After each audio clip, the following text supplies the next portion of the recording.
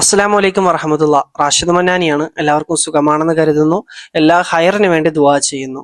പ്രിയമുള്ളവരെ, ആ കണ്ടന്റിലുള്ളതുപോലെ, അതായത് ആ ക്യാപ്ഷനിൽ കണ്ടതുപോലെ നമ്മുടെ ആഗ്രഹങ്ങൾ നടക്കാൻ എന്താണ് ചെയ്യാനുള്ളത് എന്ന ഉദ്ദേശത്തോടു കൂടിയായിരിക്കുമല്ലോ വീഡിയോ ഓപ്പൺ ആക്കിയിട്ടുള്ളത്. അപ്പൊ നമുക്ക് ആ വിഷയത്തിലേക്ക് കടക്കാം.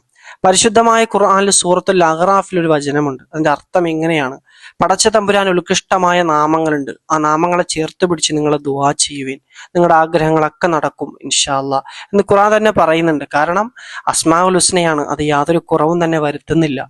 ആയതിനാൽ അസ്മാഉൽ ഹുസ്ന ആരാണോ പതിവാക്കുന്നത്, അത് മനസ്സിന്റെ മുറാദുകളെല്ലാം ഹാസിലാവാൻ വേണ്ടി അസ്മാഉൽ ഹുസ്ന ചേർത്ത് പിടിച്ച് ദുആ ചെയ്താൽ നമ്മുടെ കാര്യങ്ങളൊക്കെ നടക്കുന്നതാണ്, അത് പതിവാക്കിയാൽ. അതുപോലെ ബുഖാരി മുസ്ലിം ഒരു ഹദീസ് പറയുന്നുണ്ട്, പടച്ച തമ്പുരാന് 99 ഉത്കൃഷ്ടമായ നാമങ്ങളുണ്ട്, ആ നാമങ്ങളെ ആരാണോ ചേർത്ത് പിടിക്കുന്നത്, ഉൾക്കൊള്ളുന്നത്, അവന് സ്വർഗപ്രവേശനം ലഭിക്കുമെന്നും പറയുന്നുണ്ട്.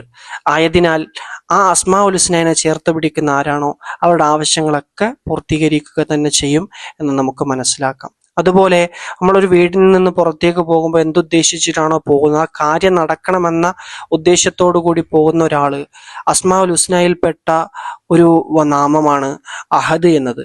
യാ അഹദ് യാ അഹദ് എന്ന് 9 തവണ ഒരാൾ പറയുകയും അത് പറഞ്ഞ് ബിസ്മി പറഞ്ഞ് നമ്മുടെ ആ കാര്യത്തിലേക്ക് മുന്നോട്ട് പോവുകയും ചെയ്തു കഴിഞ്ഞാൽ ആ കാര്യം നടക്കുമെന്ന് ഹദീസുകൾ രേഖപ്പെടുത്തുന്നുണ്ട്.